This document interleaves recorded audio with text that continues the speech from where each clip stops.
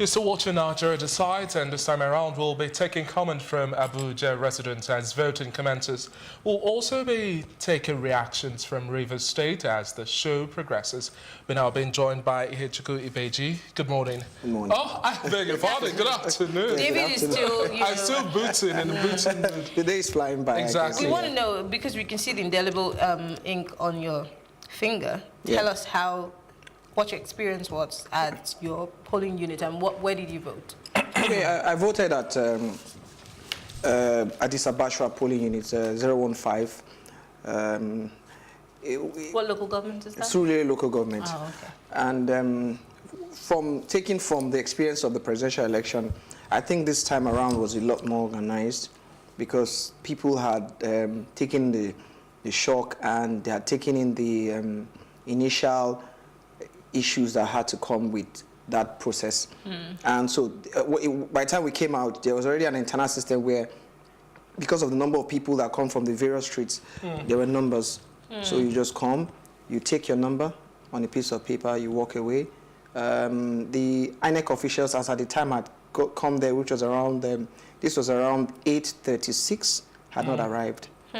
But shortly afterwards, say around 9:11, they came calling at the house. Somebody came to call me at the house that they had come.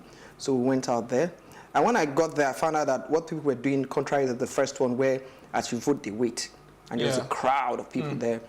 People just come, they vote, they go. So you're telling me that there was a great turnout in Surulere or at your polling unit? As at the time I came to that polling unit, it wasn't too much. It wasn't like the last time. It was like the last time. People were just coming to vote. Come, cast your vote, you go. And leave. Come, cast your vote, you go. Yeah. I'm sure you'd have had certain reports from around Surulere local government area across the different polling units within that space. Has there been any reports of discrepancies beyond the late arrival of officials? I've heard a few reports about voter apathy at some polling. We actually went to 2 polling booths from there. Reports from the other polling booth. At the other polling booths, it was just the same thing. They come, they vote, they leave. They come, they vote, they leave. And that was just basically what I saw. I think another thing I noticed was the fact that when the card reader checked my card and it went through, I tried my fingers almost several times. It didn't go through. Did you have to wash it with soap and something? I cleaned it several times, and it just didn't go through. And then I think I did it about the 7th or 8th time before it recognized, and then I went and I voted. So now we're still talking about the whole coordination of this process. So far, low voter turnout has been the thread that has run through. But now we have reports that INEC has postponed elections in Kogi, and as at this just a few minutes ago, it said that ballot box papers belonging to Akpa local government area in Kogi East were taken to Mokpamuro local government, and that development was discovered in the early hours of today. Therefore, elections have been postponed. This same trend repeated itself during the February 23rd election. What do you think INEC should have done differently in ensuring that we don't have postponements, because the election will then hold tomorrow over there? I think that while people have said that the presence of the involvement of the military should not have been, some sections of people may have said that. I think that the involvement of the military has helped to instill a greater level of care from people. I think what INEC should have done was there are certain flashpoints within this electoral process, especially in the presidential election, and I think it would be foolhardy if they went back to those same flashpoints just because they are primarily polling booths. I think that polling booths are mobile. I think that polling booths are more or less like names. So if there are flashpoints at the last presidential election, I would expect that you move those flashpoints to other areas. What goes with your mobile, with your booth, with your polling booth, is the name, not the location. I want to think that certain areas that have been tamed, for instance, we had reports last time of Ikota, right? I think that Okota, sorry, I beg your pardon. I think that I would not expect that if those flashpoints are still in the red zone area, I would not think that you want to hold election in that particular location. But my question earlier on, I was asking about why we would have issues of INEC sending the wrong materials to the wrong polling units. Because making reference to the ballot papers for belonging to ACPA and then was taken to Mokpa Moro local government area, that does not necessarily make sense when we've had this exercise done before. Why should the coordination and movement to the right polling centers become an issue? It still comes down to logistics. I think it still comes down to the same logistics. It's sad. It shouldn't happen, right? Quite frankly, it shouldn't happen. But because you learn from your mistakes, and if it's still happening now, that means there was a mix-up in the logistics. That is what I want to think. I don't like to think of the other angle where people say it was a way or an attempt to say maybe rig, because I don't see how that works. So I'm saying to myself, it must be a logistics problem, and it should have been corrected from the first time. Yeah. Okay, let's talk about, I've been getting fillers from Rivers. We spoke to somebody from Rivers. I just spoke to 2 people from Cross River. And even here in Lagos, the unifying factor is voter apathy. The turnout is extremely poor. And the person I was talking to said he can easily count in one hand how many people were at that polling unit. That there are people who are supposed to go, but they literally just sit at home and just not come out. What do you think is responsible for that? Because the governorship election is supposed to be something that is close to us, something we can relate more with compared to the presidency. I think a number of factors can attributable to this. I think one of the key factors is the fact that the key political players have not helped the political atmosphere in any way. Their discussions have helped to heat it up a lot more. The ethnic slants and sentiments that have filtered from some of their statements into the social media has caused a lot of fear among some of the electorates. And so what that leads to is people saying to themselves, you know what, why should we die for this? Let's just stay back at home. What's the need of coming here to die for a process that we cannot even vouch for? I also think that the River State is so sad. I mean, we've been saying this for a couple of elections. Year in, year out, every time we carry out elections in River State, there must be bloodbath, there must be skirmish, there must be violence, there must be killing. It is becoming really sad. I got a bit of a report too from River State by people who live over there, and people are saying to themselves, you know what? Let's just chill at home, because the truth of the case is that they are key principal figures who are battling. Now it's become like a sort of battle, who are battling for this power. And you could see that from the primaries. It started right from the primaries when the ruling party were, at the end of the day, the courts completely stopped them from fielding a candidate. And then a few days later, we're hearing stories about key figures in the ruling party asking some other parties to vote for another party. And these are the things that culminate to heat up the system a lot more.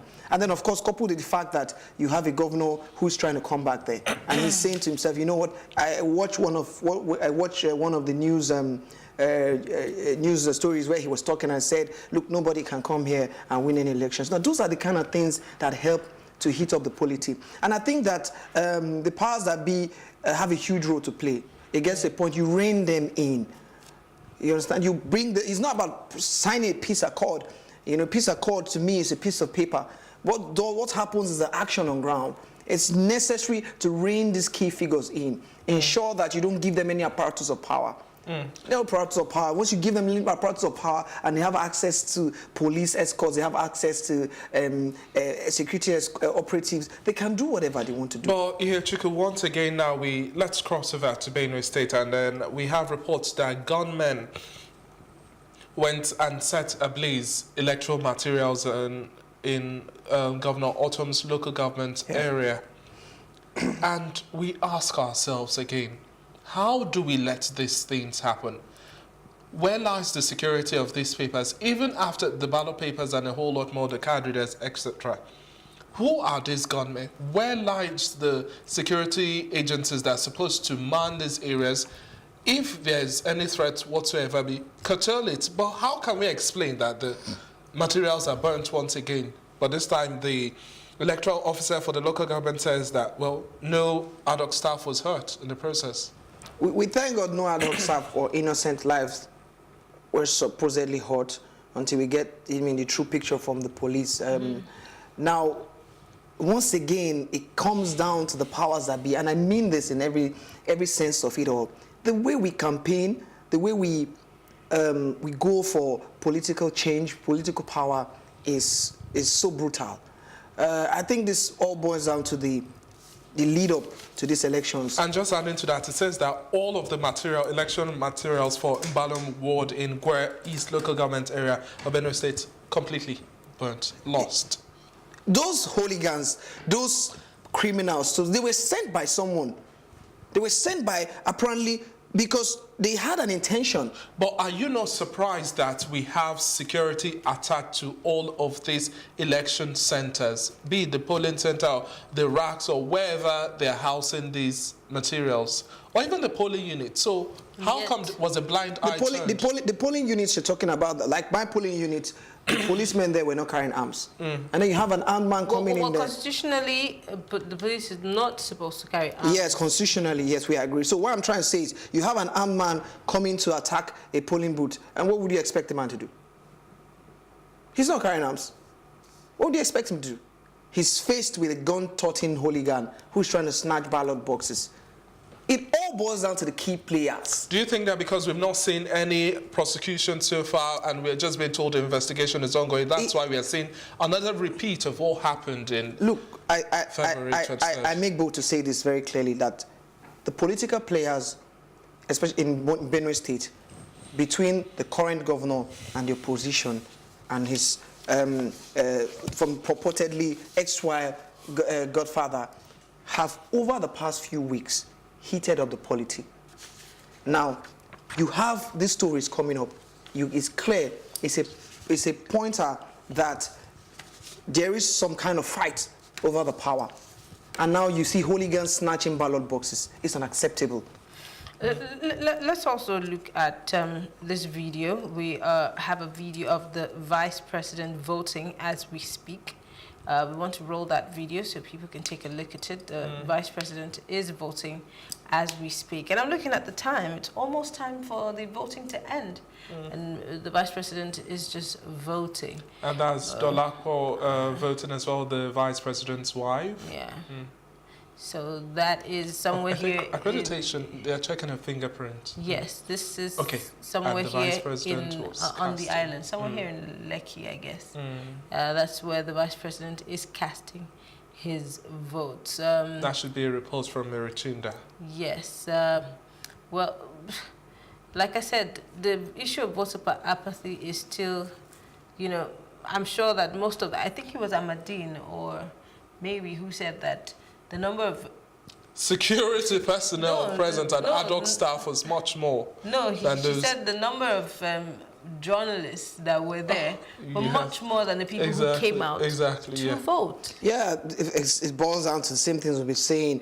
The ripple effects of the commentaries on the political players, the ripple effects of the suspicions of less security, the ripple effects of the previous stories and videos that we saw at the last elections where the hooligans, just like in Benue State, could come in. Those ripple effects are the things that are causing this kind of situation. Now, so for instance, in my polling booth, what last elections we didn't have these issues. What happened? People came, they voted, and they waited. All right. Now they waited. I watched the entire process up until the point where it was counted. But this time around, they came, they voted, and they left. Okay. They came, they voted, they left. Because people are scared. Nobody wants to see a situation whereby a hooligan comes.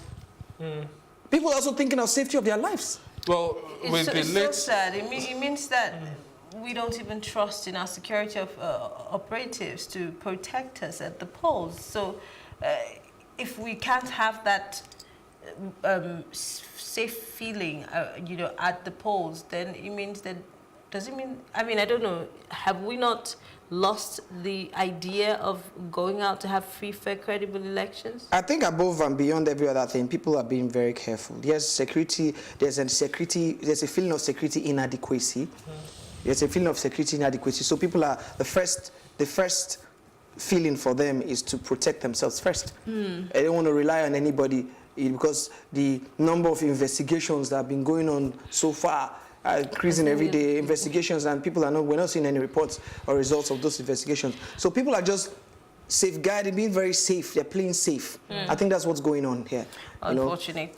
Well, we have more people joining us from Port Harcourt. Right now on the phone, we have Sam Oracle Chinedu. He's an on-air person with Nigeria Info FM Port Harcourt. Is Sam on the line? Can we speak with him? Hello, Sam. Morning, Marianne. How are you doing? Is it morning or afternoon? Oh, my goodness. We're still booting. Is it raining there that makes you think it's morning? Anyway, Sam, give us a feeler of what's going on in Port Harcourt main town. I'm sure you're in Port Harcourt right now. Yes, I am. I'm guessing that you know a bit of what has happened between 6 a.m. and this time of the day. We heard that one person was killed. We do not know. Three, but we heard somebody was killed at least about 7 a.m. this morning. Can you fill us in on that? Yeah, well, there have been reports of violence in different parts of the state. Not really Port Harcourt itself, but, different local governments. And it's not, I don't know if this is a good thing or a bad thing, it's not as bad as it was for the presidentials in River State. So it's really, I wouldn't say light cases, but not as bad. But Port Harcourt itself, Obiakpo local government area and Port Harcourt city, there's a very heavy voter apathy among the voters. Not a lot of people are coming out in the major part of Port Harcourt. As a matter of fact, this morning, major routes like Rumo Kuta, Rumo Lumini, where had young boys playing football on the roads. This is interesting. So that was the basic thing. It was people not really coming out. Some say it's because of the military presence in River State. Others are saying it's because of different things. But the basic part of Port Harcourt, you don't have a lot of people coming out to vote. And then there's the problem of INEC officials not getting to the polling units on time. I think that's a universal INEC problem. The presidential, we had that. Right now, we have that. I'm certain there are other states that also have that problem. Now, so Sam, what? Continue. Hello? Continue. Yes. So that's the main thing. Voter apathy, people saying it's because of military presence. INEC not starting the elections at 8. I know a particular local government, a unit actually, where the materials got to the unit at 12, at noon exactly. Wow. They reported, our reporter confirmed that it got there at noon. And they claimed that the materials couldn't leave because some party agents said they had to go through the materials again because they had suspected foul play. So it's many things from different areas. But the biggest problem is that there are not a lot of people out there voting. Okay. And how has the card readers there worked so far? It's just a few minutes to 2 o'clock. Well, for the units where they have had people, they still complain. It's the same complaint. I don't think there's been any improvement from the presidentials because we had a lot of complaints with people saying the card readers were not working, they were malfunctioning, and INEC had to, go to plan B. It's the same thing for this. But because we don't have as many people in different units voting, maybe the complaints are not as high, But the parts where our reporters covered, card readers are still giving problems. And you talk about card readers still giving problems. INEC said, well, there are supposed to be technical teams attached to the different centers to ensure that these issues are treated almost in real time. But how long have they had to wait for the technical team to arrive?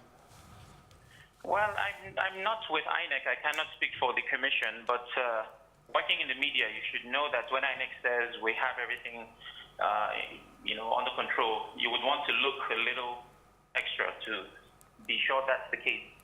Well, so far, the card readers, it's not like it's not working, but we still have complaints. And so for INEC to give us that assurance, we still have to ask people questions.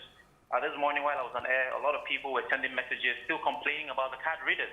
We tried getting to the INEC rec here in Rivers. We couldn't because he was busy. Sam, I'm just curious. You said INEC had to revert to Plan B. What exactly is Plan B? Well, if the card readers do not work, there is a provision for an officer of INEC there to confirm that you actually own the PVC, you know, the accreditation process. So they'll find a way to do it, which is kind of manual. But the point is, they would confirm that it is your PVC and you can vote. So for all the people who have those problems, we're hoping that that is what they've gone through and the process is smooth for them. But Sam, don't you find it interesting that INEC said, well, the use of smart card readers is mandatory and no other form is acceptable? Well, that's what they said, but I'm certain at the presidential, for those who could not use the smart card readers, there was a way out. I'm sure of that. And it's what is playing out today. Maybe it's not happening in Lagos, it's happening in Rivers. I'm certain of that. So if you are saying that we must all use a device and there are problems with using the device, then you have to find a way, else people will be disenfranchised. Sam, I don't know if Enoa is there with you, but I just wanted for us to backtrack a bit as to what has been happening in Rivers before the elections. People flooded social media with pictures of soldiers, you know, taking over the town allegedly. But then, of course, we heard of arrests of people who were meeting with thugs. You know, we heard of all kinds of things. Can you give us some insight as to what exactly that was about? Well, Anna is not here. She stepped out. Okay. Yes, there have been heavy military presence in River State. It's been a concern for a lot of people. It was confirmed that 2 soldiers were shot in a particular local government where they had problems. And people in that part, Abonima, were scared. They were leaving the town, you know, in their numbers. And the military had to give a statement saying there will be no reprisal attack. You know what, come back to your town, come and stay, there's no problem. It caused quite a tension here in Port Harcourt, but you know, the presence of the military itself is a cause for concern. I'm certain that's why a lot of people didn't come out this morning, because they want to be safe. There have been assurances from different quarters, from INEC, from the military, from politicians, from the media, that people should come out and vote. It's not a problem. But that whole tension with the military, it's serious cause for concern. I can confirm that some soldiers were shot and killed. I can confirm there was a raid of some communities by the military, you know, according to them, looking for boys. I can also confirm that there was a commissioner, I need to be very certain of that. We hear that the Commissioner for Education, Tamino Sisi Gogo Jaja's house was raided and he was arrested for meeting with so-called thugs. Yes, it was. Were you able to speak with Tamino Sisi Gogo Jaja or his representative as to what exactly transpired? Well, the news team got ahead of that. I'm sure there's a report. But the thing is, there was a CCTV footage, which I'm sure everyone has seen.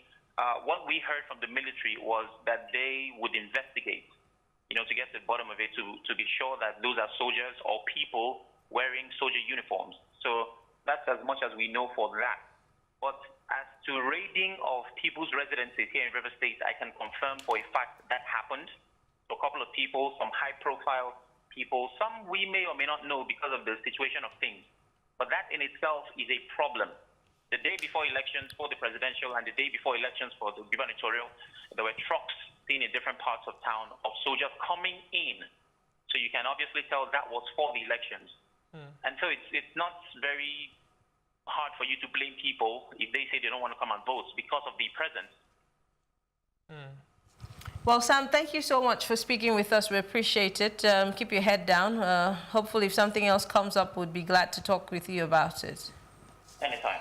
All right. Stay safe, Sam. Thank you. Well, that's Sam Oracle Chinedu. He works with Nigeria Info FM, Port Harcourt. I'm sure that you heard a lot of things. I heard you say, Yeah, those are the things I was talking about. Yeah. So he's saying that people's homes were raided, arrests were being made, but the army is saying they want to investigate. They're not sure that those are their soldiers. So I'm wondering, where did the trucks come from? Even if they do not have those. I mean, anybody could still, let's just say some people can go to a market. I don't know where they sell khaki, you know, but I'm just saying. But the vehicles, where did they get them from? And if we had so much military presence in the city, how can we tell if those people were really soldiers and if the army is telling the truth? Who do we believe at this point? You see, Amy, hey, This is not a laughing matter, and it's clear we're not laughing about it. We're quite, it's actually it's a grim, the whole situation. It's confusing. It's really grim. So that's what, it's one of the reasons why you're seeing this voter apathy kind of thing, because it's built over time, it's building. So there's so much tension out there. It's sad. It's even sad. So the involvement, first and foremost, the military say that their major duty is to support the police in providing security. And all of a sudden, there's this CCTV footage allegedly being circulated around of the military being involved in raids and all that. And we just had those reports now concerning raids and all that. So the point is, what are the intentions for the raid? The intentions for such situations are to create a particular condition. And that particular condition must favor somebody, because this is politics. So you raid somebody's house. What are you looking for? What's your objective? Your objective is either to create a kind of fear, or to create a kind of urgency, so that the person is aware that you are either in control of a system, all right, or you are in control of that particular area. It's emotional intelligence. So what happens at the end of the day is either the person is made to vote the way you want, or the person doesn't come out to vote, leaving your vote empty for whatever can happen in the mind. And so that's one of the things that we're talking about. These are the things that are creating voter empathy in the system. I'll be very interested to see that report, the final, if it will come out, the final investigation and report of the army. Yeah, I really because right now the burden of proof is on the security force. They need to prove to us that this is not true, because out there it's created a bit of problem. Yeah, of a it has, and I'll tell you what. I was speaking back to the people in Calabar. They said they could count the people that were there at the polling units, but they refused to go home. They refused to leave after casting their votes as compared to the people in your polling unit. They said they noticed that there were people who were there to rig, and they were going to do this in connivance with INEC ad hoc staff, that they wanted to start thumbprinting because obviously it's almost 2 o'clock and people didn't really show up, so they want to. And so some of them, including the people I spoke to, said, we're not going anywhere, and that is not going to happen. Well, how many polling units will this happen? I mean, some people are just interested in casting their votes and going home. How do you secure your votes? Because there might just be a bad person at that polling unit working in connivance with people who want to rig the election. Let me tell you that, and this is the overarching opinion and view about these particular elections. The last elections 4 years back, the most important elections, as far as I was concerned, were the elections that took members, the House of Rep and Senate elections. Those were the most important elections, because they ushered in a new government beside the ruling party. So there was a need to see the formation of the caliber of people who come in to make our laws. But for this election, the most important elections, as far as I'm concerned, are the governorship and the State House of Rep, the State House of Assembly elections. And why that is so is because a lot of the governors are coming in to complete their tenures, and there is a foundation on the ground. And now there's a presidential election that has just been concluded. They are coming to fortify, and some of them, so to say, complete the supposed projects. That's why it's so critical. And as far as they are concerned, from where they are sitting now, all right, they need to be in that control mode where they can liaise with the local to talk with the federal. And that's why these elections are so important. And you can see the build-up so far. The build-up has been, if you recall, immediately after the presidential election, the ruling party, you saw that the president, the vice president, paid strategic visits to certain states. It's to tell you how important these elections are. So, for instance, in Imo State, you see the current governor, his support for his son-in-law, who is not in the same party as he is. And it's intense there. It's the same thing in so many other states. You know, there were reports yesterday that a particular wreck was swapped with another state, and so many other reports. So back to this, you may not think that or people may not think that these things are contributing to these reports of voter apathy, but guess what? They are, because they've just overhit the polity. Okay, now, Ihechukwu, I would like to also have your thought on the usage of smart card readers. Now, we know from the reports that Sam gave us, he said, well, in those cases where the smart card readers didn't work, there would be need to resort to the manual approach to that. But INEC was clear in its language, saying that anywhere you don't use your smart card readers, it's a 0 vote from that polling unit. The entirety of that place, 0. And just less than 2 weeks, almost about 2 weeks ago, when the announcement of the result for the presidential election was being made, Osita Chidoka of the PDP said, well, please, INEC, reveal to us the card reader details. Let us know, then we can tally results. And INEC, once again, adding to this build-up of my point, INEC also said, well, before you can claim that you are the winner of any governorship election or any of the elections holding today, you must win at least 1/4 of 2/3 of the votes cast at each local government area. Those 3 pointers now, and then we have smart card readers not working fine. We have INEC, which might likely not reveal all of those details. And then how do we measure the 1/4? Do you think it will be possible, really? No, it won't be possible, clearly. I mean, if those reports are true, is what is recorded that is, I believe, acceptable to law. I'm not a lawyer, but at least you know that from normal common sense. That means that if you have a record in that smart card reader, that is what the law will rely on to determine the number of people who voted in a particular polling vote, I should believe. So that is one of the reasons why the ruling party is saying that we would like to see the details of that. So that means that if the number of people on the smart card reader are not the same, the opposition, yes. If the number of people on that smart card reader does not tally with what you have, because when we went to vote, there were records where I had my photo and my name, does not tally with those people there, it's a discrepancy. It can give grounds for anything. You get what I'm trying to say? And that's why INEC insisted that the smart card reader is key. So I don't know, and this is one of the problems we're having. You can't do that. I don't know where this. So the INEC chairman and the INEC leadership are giving one set of rules, and we're hearing something else. Okay. It's part of the confusion. So we take it that I mean, technology may not be high up there in some parts, but that's the point. Contingency plans should have been made ahead of time. So you should have preempting. So you should have come out and said, in certain places it may not work. So because of that, we will go back to the books. Because now, if the opposition is going to hold your word and say, you said card reader and card reader only, and now we're coming and we're seeing it doesn't tally, and we're getting reports, because guess what? I saw a post on Facebook too, alleging the same thing, that the card reader, and in fact the guy was angry that the card reader did not work, and then they had to reverse him to use the record on the book. And so if that also aligns with what the report is making, it's a confusion. It's a mess. All right, because we don't have time and we need to go quickly.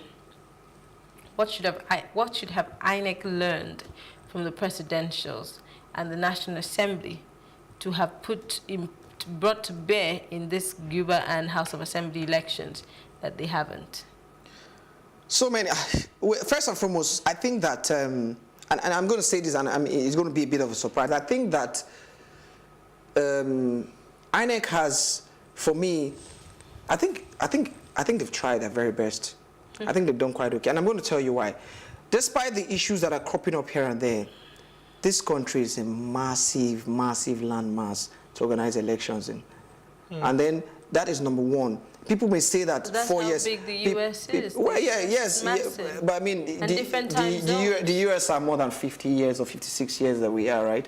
The US have been practicing for quite a long time. Can we keep making that excuse for ourselves? We're not making, it's not an excuse. The reason why you have people have experiences or why people make mistakes and tell you stories about them is because so that when you get to, or before you even get to where they got to, you must have learned from it. But in Nigeria, we keep saying our democracy is nascent. No. I wasn't going to use. I wasn't. Until we get to 200 years. I think I've been very clear and very precise in in the things I've been saying about this process, because it's important to do that. What I meant by that is as easy as this. Look, experience. You said the lessons they've learned, right? And this is going to deepen their process. And I was going to say that let us not say that they had 4 years to organize this and still made some mess-ups. Because even in that process, the US process that you mentioned, they still have errors. Yes, they still have errors. But in this, they don't have issues of ballot boxes coming late or INEC staff just, you know. There are two continents. There are two continents. Exactly. Now, back to the lessons that they've learned. Back to the lessons that they learned. INEC needs to begin to come up with a situation whereby the polling units, right? They have to have. I think they need to begin to have an arrangement where the polling units need to be in secure locations. Now, what do I mean by that? We went to get our national ID card. When we did the process for registration of national ID card, we did it in the military barracks at Oshodi. That's why I went for mine. So first and foremost, it's a massive landmass on its own. So I think they need to begin to have collaborations with banks where their logistics their materials need to be in the votes, awaiting disbursements. To keep all of the PVCs there as well and other materials. What did you say? INEC actually made use of the Central Bank of Nigeria. CBN, not banks. I said banks. Okay. Now, they also need to be, I think, and this is me talking, I think they need to also have agreements with the military settlements that are safe for the kind of situation we are now, where you need to go there and vote, create different polling units within the barracks, if that is what it takes. And I'm saying if that is what it takes. That counters the argument where we say we shouldn't militarize the process, and you're taking it back to the military. What other response do you have to a situation whereby somebody comes and carries a full ballot box? It's just terrible. So it's either you don't do it all round, right? And you look at those hotbeds, those hotbed areas, and decide you want to do it in those hotbed areas only, right? And then try and ensure that the security provided in every polling unit in other areas are adequate. Okay, we have a piece from Abuja now. Let's cross over to Abuja. I've already voted. I gave the ladies there, the coppers there, my voters card, they verify it. Then I use my fingerprint for more verification. Then after that, my picture and everything appear, and my fingerprint correspond to the machine there. Then I gave me the 2 slip to go and vote for my own candidate that I wish that they can move the local area forward. So far, so good. How will you describe the conduct of the staff, police, and others? Everywhere is peaceful. They are trying their best. Because they are all human. No matter anything, there must be a little bit error. But for now, they are trying. They are doing their best. The crowd is not encouraging as for last 2 weeks. Last 2 weeks, we see everybody came out in full mass to vote. But today, we are not seeing such crowd. And it's not good. If we want to move this country forward, we must all come out and forget whatever that happened. These same people, you will be the one to sit at home to start shouting that Nigeria is not moving forward. Now that you have the opportunity now to bring who you think that can move the country forward, you are sitting at home. The atmosphere today is very calm, and we are doing it. So we are short of people. I don't know why people are not ready to show up. But everywhere is calm. I can see the enable, our security, and other INEC and other stuff. They are working. Everything is very calm in this polling unit. And now that was a report. Report from Abuja. Yes, of course, the people reacting to the elections today. Yes, of course, and we're just wondering.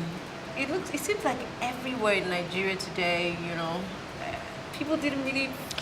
Possibly it's the Nigeria low voter turnout today. It's just. I don't really. I think that the discussions, the conversations that have infiltrated the system over the past 1 or so weeks has contributed massively to that. So you think that at breakfast tables or in offices or maybe at even joints or beer parlors or restaurants, social media, people were just saying to your tent, O Israel, if you go out, you go out at your own peril. But you see, even those places we considered hot spots, they seem a bit calm. I mean, for a place like Port Harcourt, every other place was calm apart from one place where they said they killed someone, but everywhere else was relatively calm. I mean, even Lagos. The people are only acting.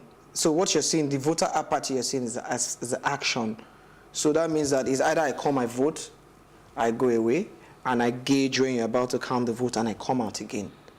As opposed to if I vote, I wait back. I wait, and we do banter, like we did at our last presidential. Oh yes, we did banter. In fact, some of the polling booths, I hear that the citizens, the streets came together and they brought out some kind of a swear, and they were, it was like a family kind of thing. While they waited for the counting, they stood there, they counted, they waited for them to impute it in the sheet, they waited for the agents to put it in and sign off, and they waited for the PRO, the electoral agent in charge, to come and sign off, and they actually waited for the results to be pasted. You get what I'm trying to say? But these conversations, look at these conversations that we're hearing for Rivers State, of raids, purported raids, movements of these, INEC offices. These are things that people are saying to themselves that yes, we want to vote in good leaders, but we also need to be careful. We need to be alive to experience and enjoy those leaders. So what's the best thing? If we're going to vote, we vote, we look around and we go. People are more careful. I would like to see how the Okota area would be for this kind of elections. Definitely. Plus TV Africa is also going to bring updates from Okota as well. It's time to take a quick break. Thank you very much for contributing to the show this afternoon, and we've been speaking with Ihechukwu Ibeji. All right, we'll take a short break and bring you the news when we return. More on Plus TV.